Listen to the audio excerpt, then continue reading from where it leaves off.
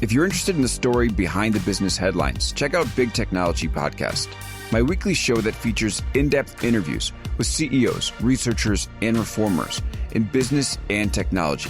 Hi, I'm Alex Kantrowitz. I'm a longtime journalist, CNBC contributor, and the host of the show. I empty my Rolodex every Wednesday to bring you awesome episodes, so go check out Big Technology Podcast. It's available on all podcast apps.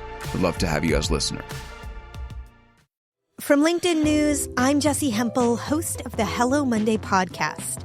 Start your week with the Hello Monday podcast. We'll navigate career pivots. We'll learn where happiness fits in. Listen to Hello Monday with me, Jessie Hempel, on the LinkedIn Podcast Network or wherever you get your podcasts. Welcome to the American Negotiation Institute's podcast, where we will teach you the skills you need to get more out of life. And now your host, Kwame Christian. Hello and welcome to another exciting episode of Negotiate Anything. I'm Kwame Christian. I'm a business lawyer and I am passionate about teaching business professionals like you the keys to negotiation and persuasion. This podcast is produced by the American Negotiation Institute, where we offer live negotiation trainings and one-on-one coaching for professionals that want to learn how to communicate confidently and persuasively. Negotiate Anything is sponsored by FreshBooks, a ridiculously easy-to-use cloud accounting software for small business owners that saves you time and gets you paid faster. It's used by over 10 million people worldwide, and because you're a listener, you can try it out for free.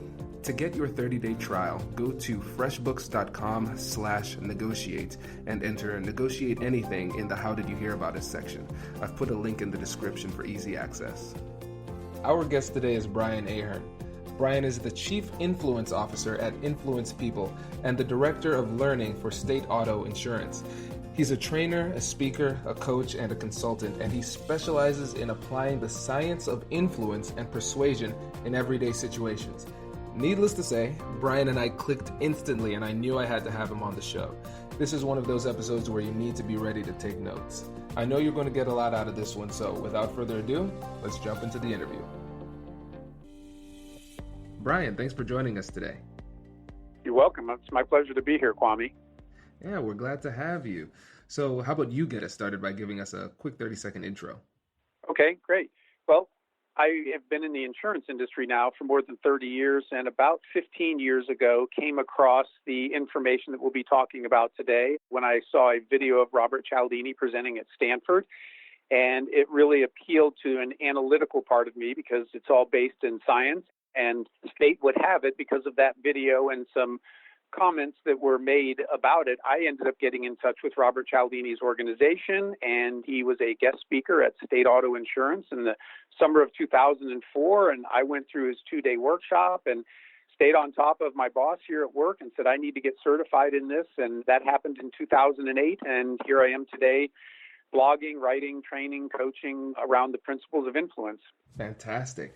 And so what are those key influence, or the 7 keys to influence, according to Cialdini? Well, most people are familiar with what they call the 6 principles of influence, and there's a 7th principle that he recently introduced when he wrote a book called Persuasion that came out in the fall. So let me first talk about the 6 principles that many people are familiar with, and then we'll touch on the 7th. So these principles of influence that Robert Cialdini talks about have been around as long as human beings have been around. And what Robert Cialdini did was to put the framework around them that people could really grasp it and go, oh, I get it. So he defined 6 principles of influence that guide a tremendous amount of human behavior. And I'll give a quick overview of what those 6 are. The first that we talk about is principle of reciprocity. And reciprocity tells us that we feel obligated to give back to people when they first give to us. And we all know that. I mean, we may have had the example that somebody sent a Christmas card and we didn't send them one, but we quickly hurry and get a Christmas card in the mail to them. That feeling that we should send them a card too, that's reciprocity. They've done something for us. We feel like we should do something for them. The next principle that we talk about is called the principle of liking. And liking tells us that people prefer to say yes to those they know and like. Well, we all kind of know that, right? It's easier to say yes to doing something social with somebody that you know and like as opposed to somebody that you don't know or maybe don't like. So if we can build relationships with people, it becomes easier for them to potentially say yes to us when we do need their help. Third principle that we talk about is the principle of authority. And this principle tells us that when we're looking to make a decision, we defer to people that we see as having superior wisdom or knowledge, people who are experts. So, for example, Kwame, with your background in the law, if you were at a social gathering and people were talking about the law and you didn't say anything like, well, I'm an attorney, and then started to tell them, without knowing you're an attorney, you're just another guy with an opinion. But once you tell them that you're an attorney, you are moved into that status of expert, and they listen to you more. So that's a natural human function too, is that we will listen to people that we see as being extremely smart or having expertise. The fourth of the 6 principles is the principle of consensus. And this tells us that when we're unsure of what to do, we look to other people to see how we should behave in certain situations. An example that your listeners can probably relate to is peer pressure. When kids are younger, we're afraid of peer pressure, that social pressure that they feel from kids that are their age. And as a parent, you don't want your kid to get involved in things that could be harmful for them. And so we're always worried about peer pressure. But the reality is even when we grow up and become adults, we're still subjected to peer pressure. It may not be putting pressure on things like they are with kids, drinking, drugs, sex, and things of that like, but we all experience peer pressure in the environments that we work in. We tend to conform to how things are done, how people dress, etc. That's that social pressure, or what we call consensus. The fourth of the 6 principles is called consistency. And this principle tells us that people feel very strong motivation to be consistent in what they say and what they do. In fact, we feel internal psychological pressure, but we feel external social pressure.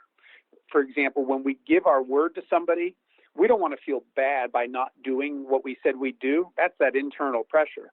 But externally, if we've made that commitment in front of other people, we also don't want them to think less of us if we don't follow through. And so both of those compel people to really do their best to live up to their word.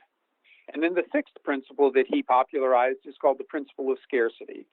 And scarcity alerts us to the reality that when we perceive that something is rare or maybe going away, we tend to want it more.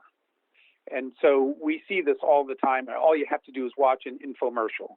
And when you see the clock ticking away, or they say that there's only 2 items left, there's just something in us that naturally wants that thing more, and it motivates us to take action.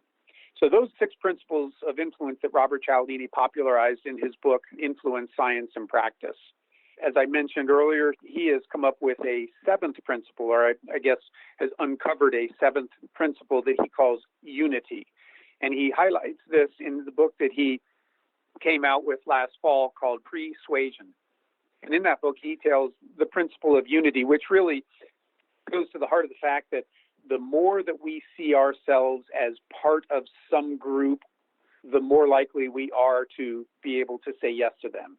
The tightest group that all of us have is family. There are things we will do for family that we would never do for other people, and then extended family.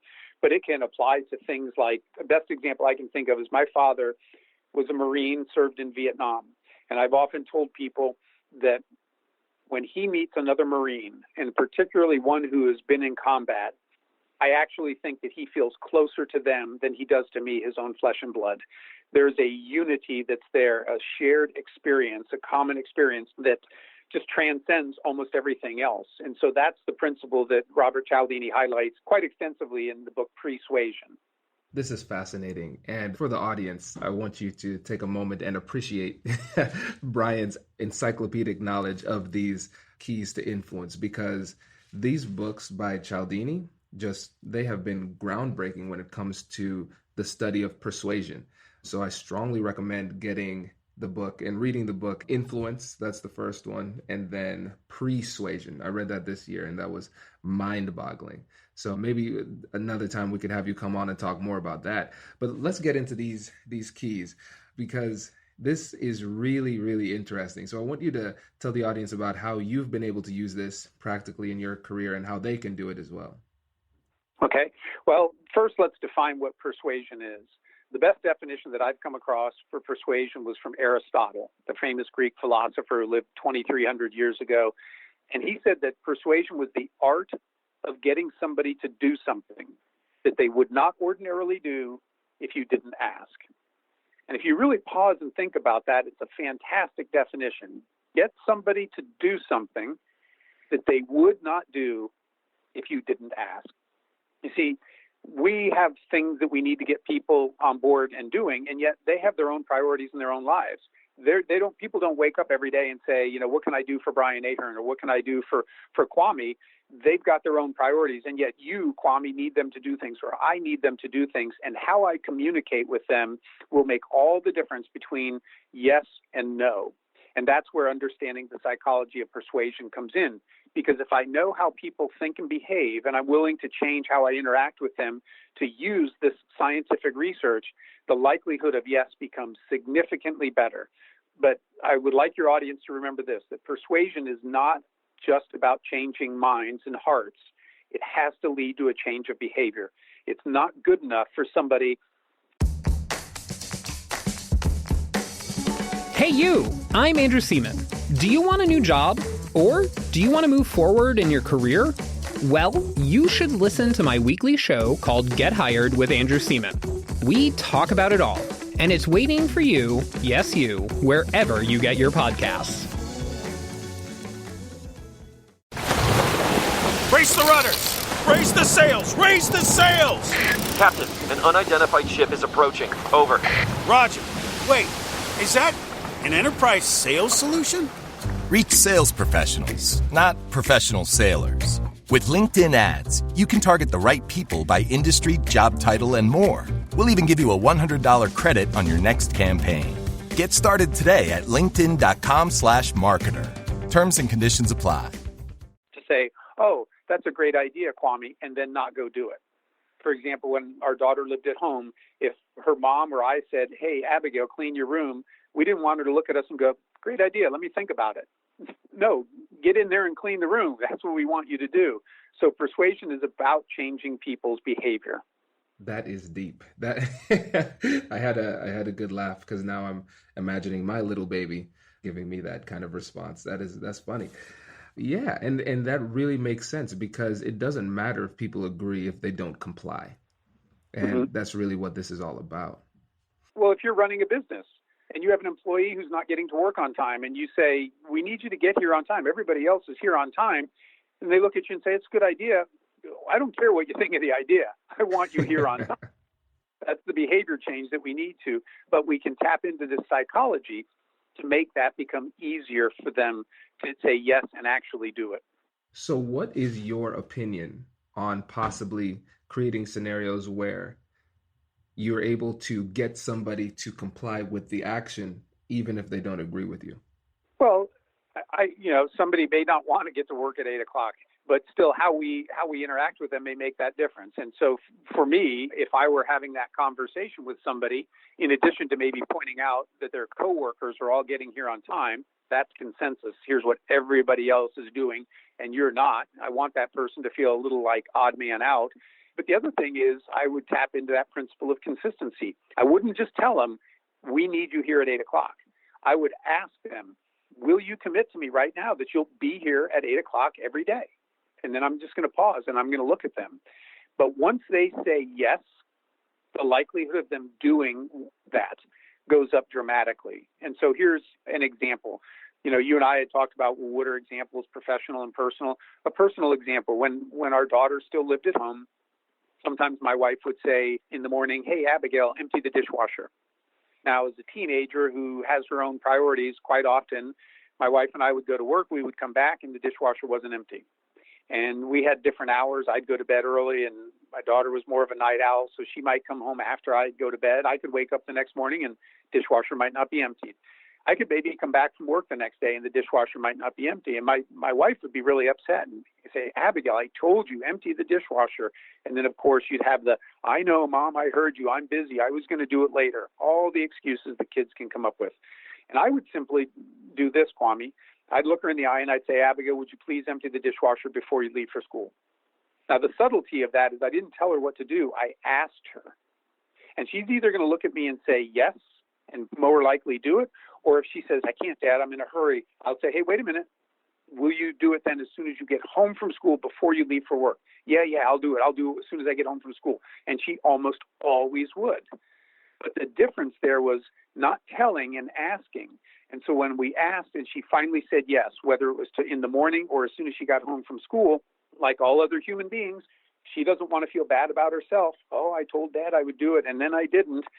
And so she was more likely to do it. And so I always tell people when it comes to something like this, stop telling people what to do and start asking. And then you've got to be ready for them to, if they do say no, what's your fallback position? For me, it was, okay, do it as soon as you get home from school. In the end, really, I didn't care because all I cared about was as soon as I got home from work at like 5 or 5:30, I wanted to know that the dishwasher was empty. Right.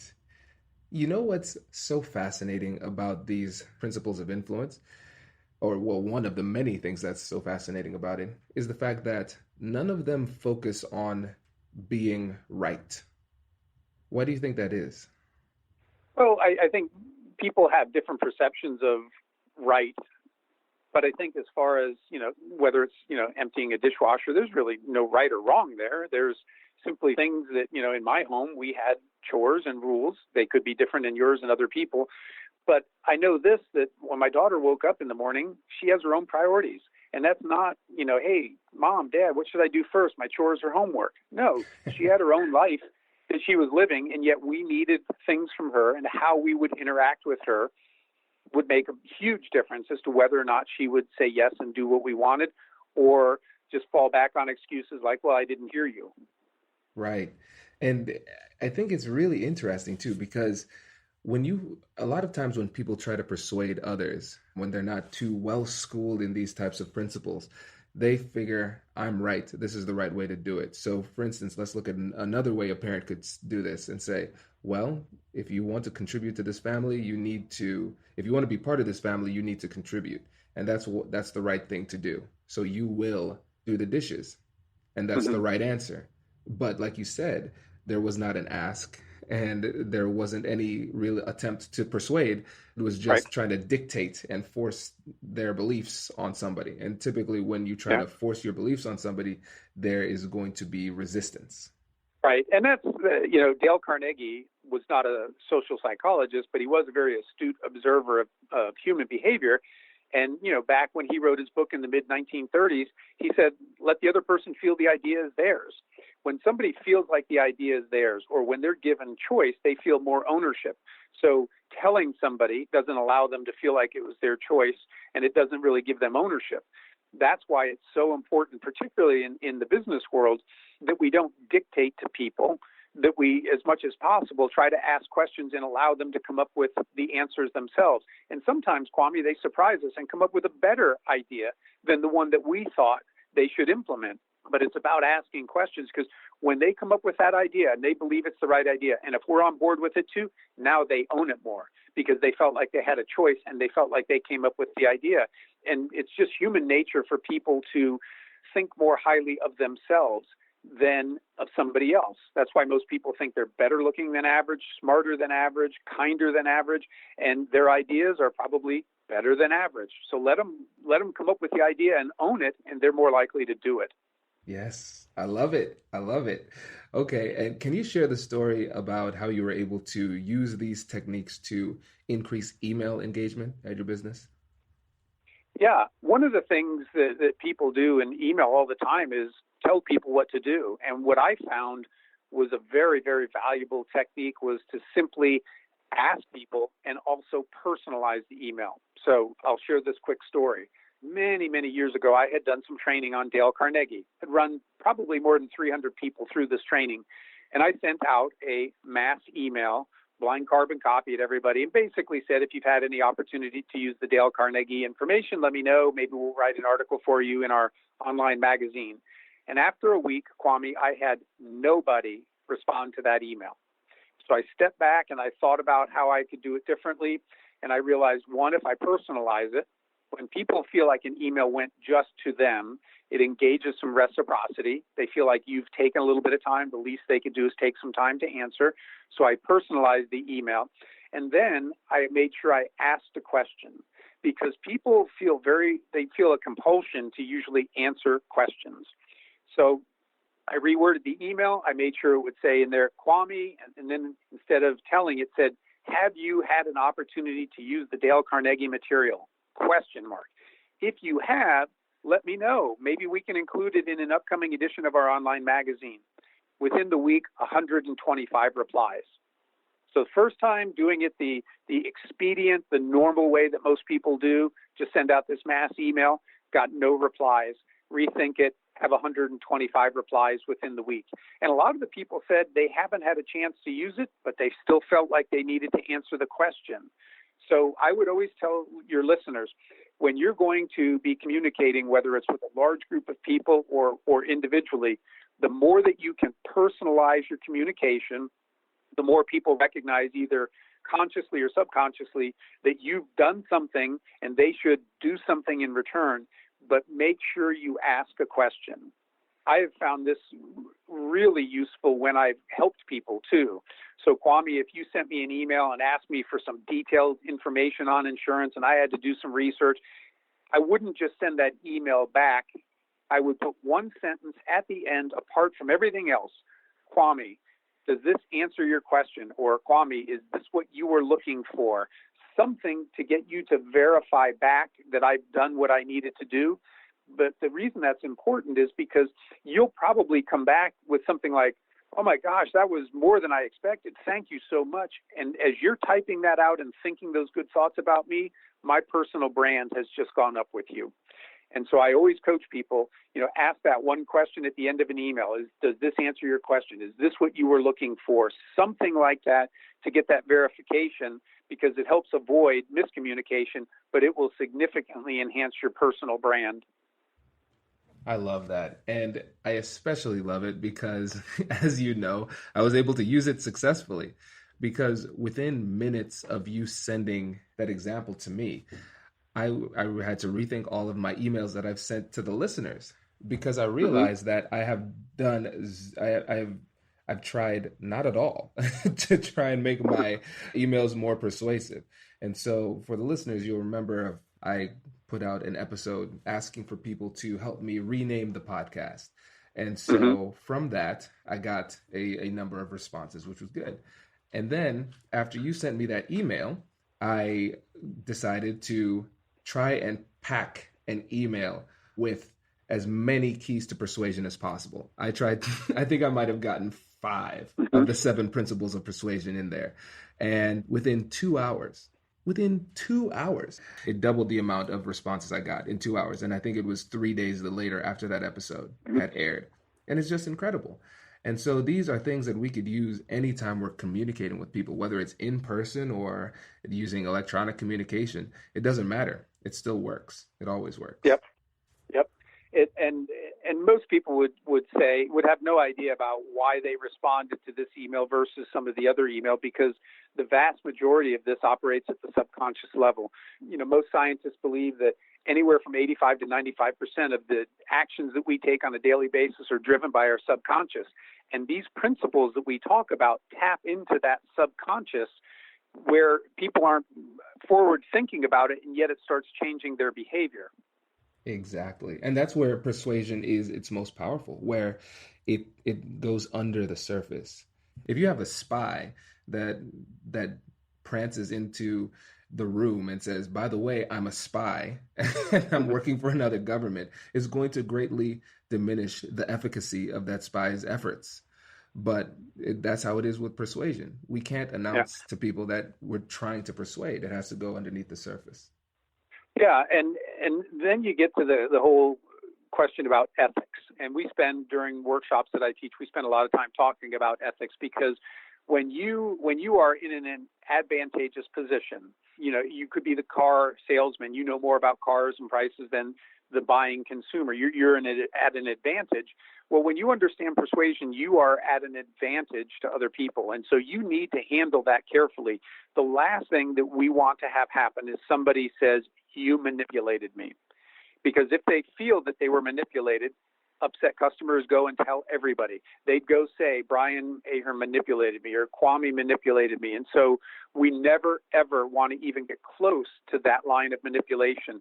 And a way that we can avoid that is by always making sure that, one, we are doing what is right by that other person, that what we're asking of them is not just for our benefit, but is also beneficial for them, that we're always being honest in our communication with them, and that we're using these principles in a way that's natural to the situation. And by that, I mean, a salesperson will probably know that customers will buy things more if they think that they're rare. So for a customer to say to Kwame, to you and your wife, if you're looking at it, buying a new washer or dryer, if they said, well, you're interested in this one, I think we might have sold the last one, but I could go in the back and take a look. Just by saying that they think they might have sold the last one increases your desire to have that thing. And so they may be lying to you. So they're being untruthful, but also they're disingenuously using a principle. If you understand these principles well enough, you will find above board application for them. And so always do right by the other person, tell the truth, and use the principles in a way that's truly natural to the situation. And you shouldn't have to worry about coming across as someone who manipulates. That is a really great point, because that's a question that I get a lot of times when I'm out doing trainings. What is the ethical line between manipulation and persuasion? And I think you outlined it in a really great way, because a clear ethical line would be truthfulness. If you're lying, you're cheating. I think of this almost like a game of sorts, where it's like not so much a game in the sense that I want to win and win big in that way, but it doesn't count to me if I had to cheat. That's not persuasion in that case. That's just exactly. That's simply deception. Those two are not the same thing. And exactly. And also, I think it has to come down to intent in a lot of these situations, because if we are doing something and we intend to take advantage of someone and intend to get them to agree to something that we know is not in their best interest simply because they are misinformed, I think that, in my opinion, is crossing the ethical line as well. Right. There's a quote that I use a lot of times when I do public presentations, Kwame, and it goes like this. It's from a book called The Art of Woo, which means winning others over. And it says, an earnest and sincere lover buys flowers and candy for the object of his affections. So does the cad, who only seeks to take advantage of another's heart. But when the cad succeeds, we don't blame the flowers and the candy, we question his character. Flowers and candy are neither good nor bad. These principles of influence are neither good nor bad. They simply describe how people typically think and behave. How we use that information says something about our character. And again, we never want to be viewed as somebody who is manipulating people to do things for our self-interest. Right. Oh, this is great. This is great, because you're the first person who's come onto the show to actually speak on the idea of ethics in negotiation and persuasion. So I'm glad you were able to touch on this. Well, let me tell you this too, Kwame. If it weren't for this very subject, you and I would not be having this conversation today, because when I saw that video from Robert Cialdini where he presented at Stanford, he was very clear about non-manipulative ways to get people to do things. But the next quarter, when Stanford came out with their marketing of his video, it said in bold letters, call it influence, persuasion, or even manipulation, right in the headline. And I don't know why, but I felt compelled to address it. So I emailed Stanford, and I basically said, I don't know anybody who wants to be manipulated, nor do I know anybody who wants to be known as a good manipulator. That one word cannot be helping your sales, but it really could be hurting. I never heard from Stanford, but sometime later my phone rang, and it was Robert Cialdini's office. And they said, we want to call to thank you because of the email you sent. Stanford's changing the marketing of our video. And that's where the conversation began that led to him coming to State Auto Insurance to speak, and led me to go take his workshop and ultimately to get certified in training. If I had not felt strongly about this and sent that email, there's a very good chance that the course of my career would be significantly different than what it is today. And you know what's really interesting about that story? I can see a couple of the principles of influence in that. I see reciprocity in that they felt as though they owed you a little bit because you helped them out. I see liking, obviously, because you were kind of championing the idea of persuasion without manipulation. And almost, well, he hadn't come out with persuasion at the time, so unity wasn't to the forefront of his mind. But I see a little bit of unity there because you clearly appreciated the fact that we need to persuade. As persuaders, our goal is to get people to do what we want, but we need to do it while maintaining our ethics and our humanity. Yeah. And so that put you in a class of persuaders that he was into. So he saw unity. So that's 3 of the principles of persuasion right there. Yep, great observation. Here on Negotiate Anything, we talk about how you can make difficult conversations easier. Well, our sponsor, FreshBooks, is all about making the dreaded day-to-day admin and paperwork easier for small business owners. FreshBooks has devoted over 14 years to transforming those feelings of dread into delight, and it's working. FreshBooks is a ridiculously easy-to-use cloud accounting software platform, and they've helped millions of people feel more organized, work smarter, and get paid faster. For example, you can fire off an invoice in less than 30 seconds, set up online payments in 2 clicks, and track expenses on the fly. And that's just a sample of what FreshBooks can do for you. And I will be honest with you, I was really skeptical at first because I'm one of those entrepreneurs that hates accounting. But now, after getting the free trial, I was sold, and now I'm a user. FreshBooks is now offering an unrestricted free 30-day trial for all listeners of the podcast. And all you need to do is go to freshbooks.com/negotiate and enter Negotiate Anything in the How Did You Hear About Us section. Check it out. They are a great company. Before we finish up this episode, I have a few questions for you. Does your job do professional development training? Are you looking for a workshop for your next conference? Does your profession require effective communication or dispute resolution? If so, a negotiation training seminar might be what you need. I've had the opportunity to do these trainings around the country, and I'd love to swing by your neck of the woods. Our customized negotiation seminars are as fun as they are informative.